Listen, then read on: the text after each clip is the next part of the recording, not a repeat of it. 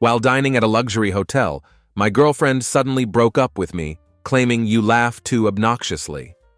Months later, she came crawling back with positive test results, but I disclosed my infertility and decisively turned her away. Be me, 38M Thomas. Never thought my marriage would end over breakfast, let alone something as ridiculous as my breathing. But here I am, still trying to process how my life turned into this mess. I guess I should start from that morning, the morning that changed everything. Nicole, 32F, and I had been married for 8 years. We met in college, dated for 3 years. Everything seemed perfect. Sure, we had our ups and downs like any couple, but I never saw any red flags. We both had good jobs. I'm a civil engineer. She works in advertising. We bought a house in the suburbs of Chicago 2 years ago. Thought we were living the dream. That Saturday morning started like any other. Was making my signature raspberry pancakes, something I'd done every weekend since we got married. Nicole always said they were her favorite. Remember how the kitchen smelled of butter and fresh coffee? Morning light was streaming through our bay window. It was early April. Still a bit of frost on the ground outside. Heard Nicole coming down the stairs. Turned to smile at her. But something was different. She was already dressed, unusual for our lazy Saturday mornings. She sat at our kitchen island, perfectly poised, looking at me with this strange, detached expression, never seen before. "We need to talk," she said. Her voice eerily calm, flipped the last pancake onto a plate, turned off the stove. "Okay," I replied, sliding her plate across the counter like I always did. That's when she said it. "I want a divorce. I can't take it anymore." She spoke so casually, like she was telling me we were out of milk. Stood there, spatula still in hand, thinking this had to be some kind of joke. But Nicole doesn't joke, not like this. "What?" I managed to say, my voice barely a whisper. "What do you mean you can't take it anymore?" She sighed, pushing away the plate of pancakes I just served her. "You're breathing. It's too loud. I can't sleep. I can't focus when we're watching TV. I can't even sit across from you at dinner anymore. You breathe so loud, Thomas. It's driving me insane." Remember standing there, wondering if I'd somehow slipped into an alternate reality, where marriages end over breathing patterns. Must have stood there for a good minute, my mind refusing to process what I just heard. The pancakes were getting cold, steam no longer rising from them, much like how the warmth in Nicole's eyes had disappeared. "My breathing? Are you serious right now?" I finally managed to say, my voice a mix of confusion and hurt. "We've been married for 8 years and suddenly my breathing is too loud? Nicole, what's really going on here?" She wouldn't look at me directly, her eyes fixed on some invisible point on our granite countertop. That's when I noticed something I hadn't before. Her hands were trembling slightly as she gripped her coffee mug. Nicole, who was always so composed, so in control, was showing cracks in her perfect facade. "You don't understand," she said, her voice taking on an almost hysterical edge. "It's been driving me crazy for months. The way you breathe when you sleep, when you work at your desk, even now. It's like this constant reminder that I'm trapped. I can't take it anymore." I walked around the kitchen island to face her directly. "Trapped? Nicole, if you're unhappy, we can talk about this. We can see a counselor. But breathing? That's not a reason for divorce and you know it. What's really happening here?"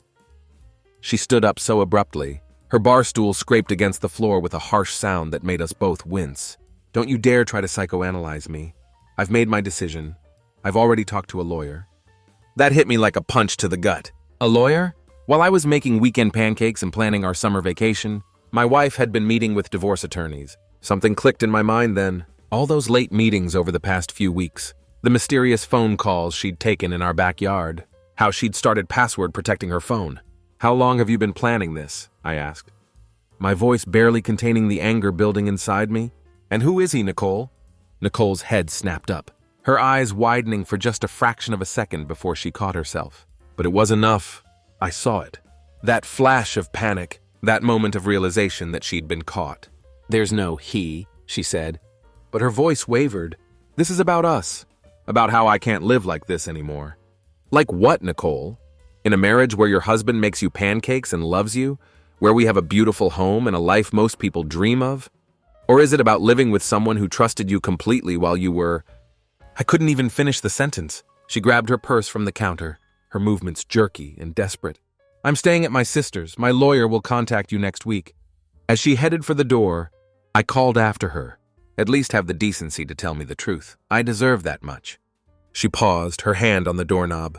but didn't turn around. "Sometimes the truth is worse than a lie," she whispered.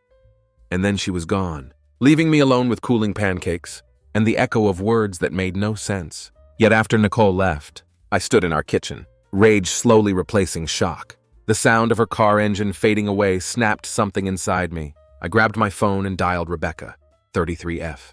Nicole's best friend since college. If anyone knew what the hell was really going on, it would be her.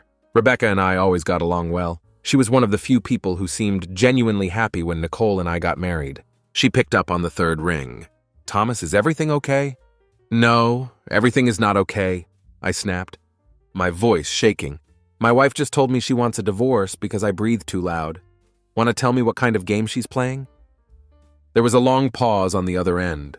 When Rebecca spoke again, her voice was different. Hesitant, almost guilty. "She told you it was about your breathing?" "Cut the crap, Rebecca. I've known you for 10 years. You're a terrible liar and I can hear it in your voice right now. What's going on with my wife?" Another pause. Longer this time. I heard her take a deep breath. "Thomas, I told her this was wrong. I told her she needed to be honest with you, but she wouldn't listen. She's been seeing someone." The phone nearly slipped from my hand, even though I'd suspected it. Hearing it confirmed felt like being stabbed. "How long?" I managed to ask, my knuckles white from gripping the kitchen counter. 3 months, Rebecca said quietly.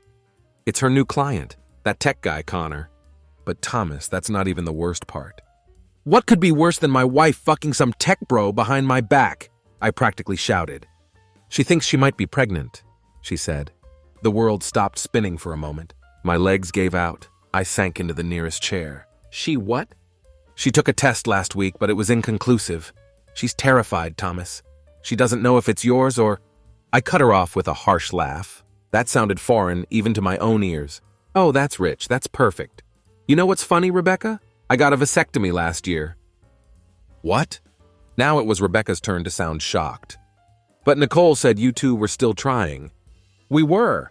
Then I found out I had a genetic condition that could cause serious health issues in children. I told Nicole I wanted to wait, but I couldn't risk it. She agreed. We both signed the medical forms. She was there at the consultation. She knows damn well I can't father children anymore." "Oh my God," Rebecca whispered. "Thomas, I'm so sorry. I didn't know. She never said—" "Yeah, well, apparently there's a lot Nicole never said," I replied, my voice cold. "Thanks for being honest with me, Rebecca. At least someone in Nicole's life has a conscience." I hung up before she could respond.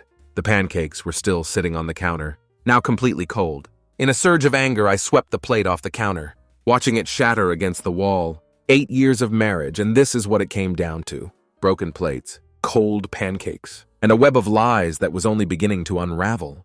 I'm not proud of what I did next, but rage has a way of taking over rational thought. I got in my car and drove straight to Nicole's office. It was Monday morning. I knew she'd be there because she never missed her weekly team meeting. The same meeting where she'd been presenting to her new client Connor for the past 3 months. I walked into the modern glass building where she worked, past the security desk. They all knew me from bringing Nicole lunch countless times, and straight to the 4th floor advertising department. The first person I saw was Gloria, Nicole's co-worker of 5 years, who immediately went pale when she spotted me. "Thomas, wait," she started. But I was already pushing past her toward the conference room, where I could see Nicole through the glass walls, standing next to a guy I'd never seen before. Young, wearing an expensive watch, and a startup casual outfit that probably cost more than my monthly car payment. Connor, I presumed. I threw open the door, interrupting whatever presentation was happening. "So this is why you hate my breathing," I said loudly, causing everyone in the room to freeze. "Because you've been too busy catching your breath with him?" Nicole's face drained of color. "Thomas, please, no." "Let me finish," I cut her off. Looking around the room at her colleagues, "My wife told me yesterday she wants a divorce because I breathe too loud. Funny thing is, I just found out she's been sleeping with this guy." I pointed at Connor, who had the audacity to try to stand up. But here's the real kicker. She might be pregnant, and she knows it can't be mine because I had a vasectomy last year. With her knowledge, with her signature on the forms, the silence in the room was deafening. Then I noticed something strange. No one looked surprised, just uncomfortable. That's when it hit me. "You all knew, didn't you?" I looked around the room, seeing guilty faces everywhere. Every time I came here with lunch, brought her coffee, surprised her with flowers. "You all knew?"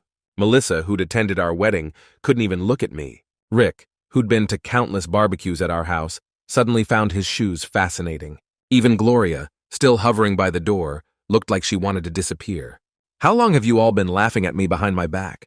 My voice was eerily calm now. "How many office parties did you watch us at, knowing she was sleeping with him? How many times did you smile to my face while keeping her secret?" Connor finally spoke up. "Man, this is a private matter." I turned to him, and whatever he saw in my face made him step back. Private? Like privately sleeping with my wife? Or privately getting her pregnant while knowing she's married? "Tell me, Connor, what part of this should be private?" Nicole was crying now, mascara running down her face. "Please, Thomas, not here." "Why not here? This is where it happened, isn't it?" "This is where you decided our marriage meant nothing. Where you made me into a joke for the whole office to laugh at." "Well, guess what? The joke's on you now." I turned to leave, then stopped at the door. "Oh, and Nicole, since you hate my breathing so much, you'll be happy to know you won't have to hear it anymore. I've already called a divorce lawyer. He's expecting your call." As I walked out, I heard the chaos erupting behind me. Voices raised, chairs scraping, Nicole sobbing. But I didn't look back. I'd spent enough time being the last one to know what was happening in my own marriage. For days after the office showdown, I was sitting in my dark living room, nursing a bourbon, and ignoring another string of texts from Nicole, when I heard a car pull up.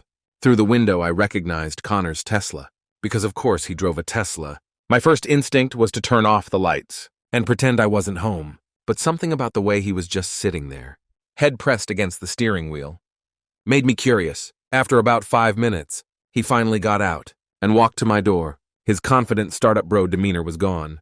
He looked broken. When he knocked, I waited a full minute before opening the door. "What do you want?" I asked coldly. "Blocking the entrance. To show you something," he replied. Pulling out his phone, he held it up, showing me medical records. "I've been infertile since birth. Never produced a single viable sperm in my life. Doctors confirmed it multiple times." I stared at him, my brain struggling to process this information. "What? Can I come in? This conversation shouldn't happen on your porch." Against my better judgment, I let him in. He sat on my couch, the same couch where Nicole and I used to watch movies every Friday night. "Nicole doesn't know," he continued, his voice hollow. "We've been together for 3 months, yes, I'm not proud of it. But I hadn't slept with her until 2 weeks ago. And when she told me yesterday she might be pregnant and it had to be mine because you had a vasectomy." He laughed bitterly. "That's when I realized I wasn't her only secret." I sank into the armchair across from him.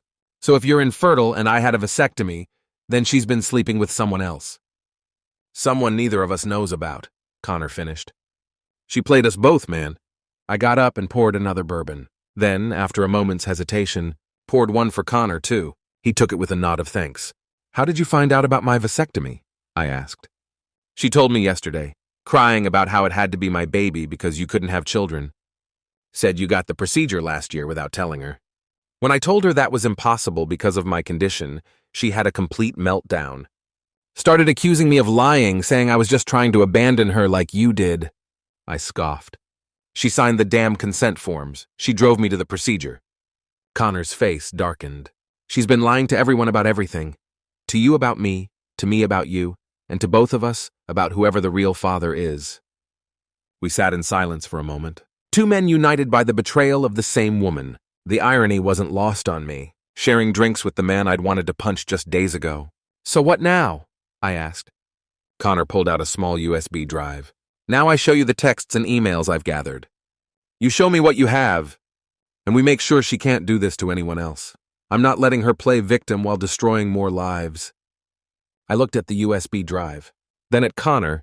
A week ago he was the enemy. Now he was just another casualty in Nicole's web of lies. I got up and went to my office to get my own collection of evidence. "Let's do this," I said, returning with my laptop. Sometimes the enemy of your enemy becomes the ally you never expected to have. It took us 3 hours of going through emails, text messages, and Nicole's social media to find a pattern. Connor had access to her work calendar, and I knew her personal schedule. The overlap revealed a name that kept appearing. David Wilson, a client from another firm, who had regular consulting meetings with Nicole that weren't logged in the official system. "Look at these dates," Connor said, pointing to his laptop screen. every Tuesday and Thursday lunch meeting on her work calendar, but her personal calendar shows gym time. I pulled up Nicole's credit card statements that were still linked to our joint account. No gym charges, but regular charges at the Hilton downtown. During those exact times, Connor ran a quick search on David Wilson. Found him. He's a VP at First National Bank, married with 2 kids. His wife's some big shot surgeon. He turned the screen toward me, showing a LinkedIn profile of a guy who looked like he belonged in a stock photo. Perfect smile, perfect hair, perfect life. Well, I said, taking a deep breath. Time to ruin his perfect facade just like Nicole ruined ours. We decided to do this right.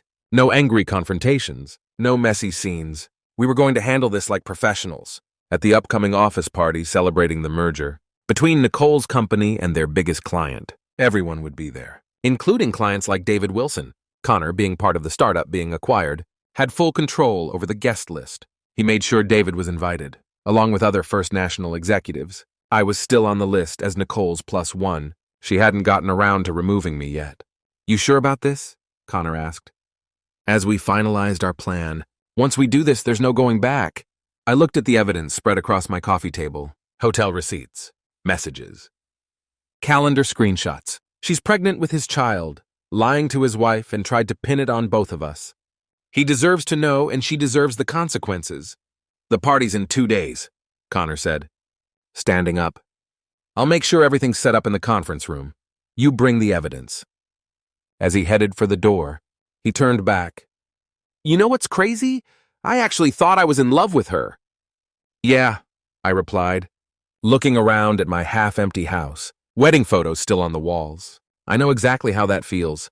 We had 48 hours to prepare for a party. That would change 6 people's lives forever.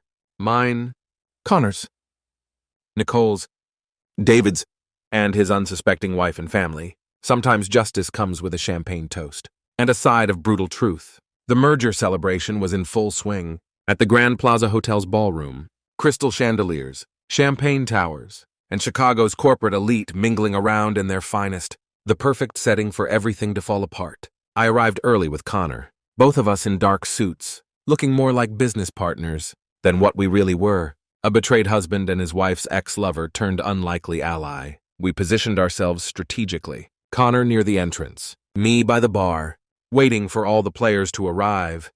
David Wilson walked in at 7:30, exactly when Connor said he would. His wife wasn't with him. She was in surgery, according to what we learned. He looked every bit the successful executive, completely unaware that his perfectly crafted world was about to shatter. Then Nicole walked in. She was wearing a black cocktail dress that probably cost a month's salary, her hand resting unconsciously on her stomach, a gesture that now held a whole new meaning. The moment she entered, her eyes scanned the room, like they always did at these events, looking for the important people she needed to impress.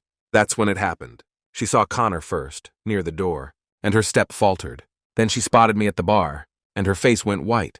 But the real moment came when David turned around, from his conversation group, champagne in hand, and locked eyes with her. I've never seen someone's facade crack so completely in public. Nicole stood frozen, her eyes darting between the 3 of us, realizing that, for the first time, all her carefully separated worlds were colliding. Connor moved first, walking toward David with his hand extended.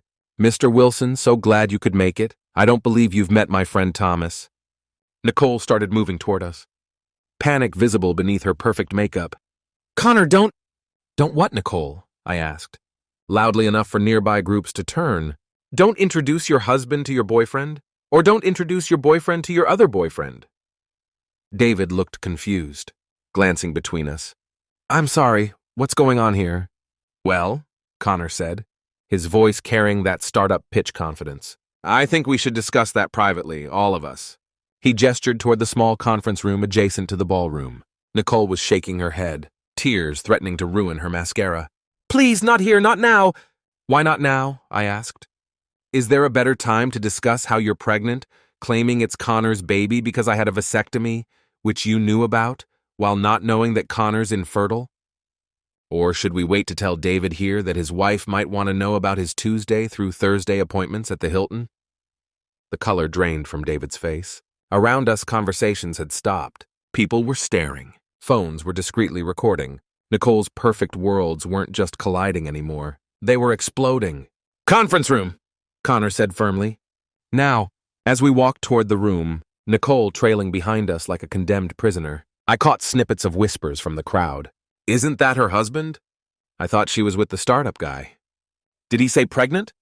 The heavy door closed behind us with a final sounding click. 4 people, 3 men who'd never planned to meet, and 1 woman who never planned for them to. The conference room felt like a courtroom, with Nicole standing alone on one side, while the 3 of us faced her. Through the glass walls, I could see people trying to appear busy, while obviously watching our drama unfold. 8 years of marriage had taught me every expression on Nicole's face, and right now, she looked like a trapped animal searching for escape.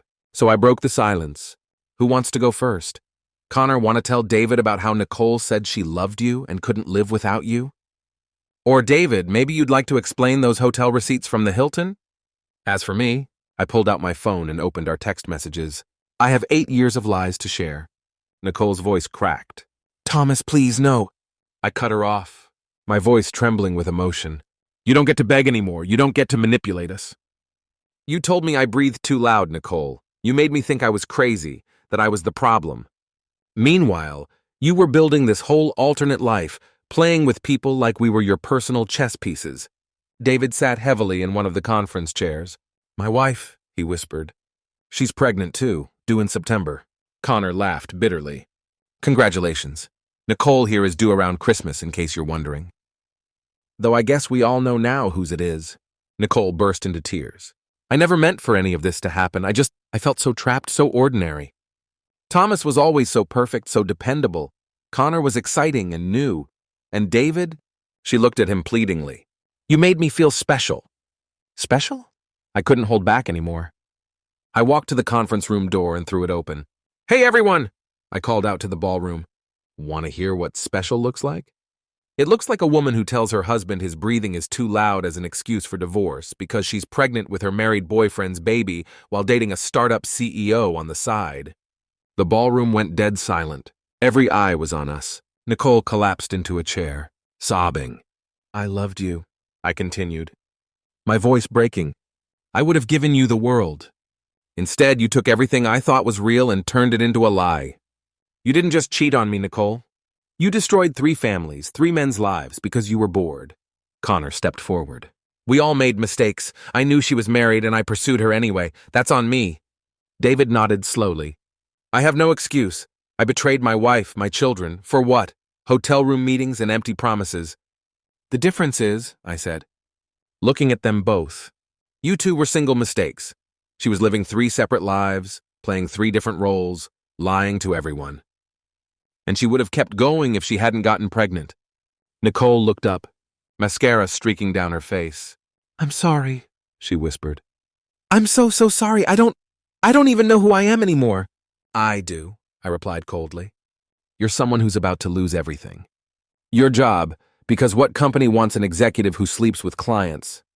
Your reputation, because everyone in this room has a phone and a social media account. And most importantly, you've lost any chance of having a single person in this room ever trust you again." The 3 of us walked out together, leaving Nicole sobbing in the conference room. As we reached the ballroom exit, David turned to me. "I'm going home to tell my wife everything. She deserves the truth." Connor nodded. "I'm pulling my company from the merger. Some things are more important than business." We stood there for a moment, 3 men united by betrayal, each of us broken in our own way, but somehow stronger together. "Good luck," I said to both of them. "I hope you find better than what we thought we had." As I drove home that night, I thought about breathing, how something so natural, so essential to life, had become Nicole's excuse for destroying ours. But maybe, just maybe, we could all finally breathe easier now that the truth was out.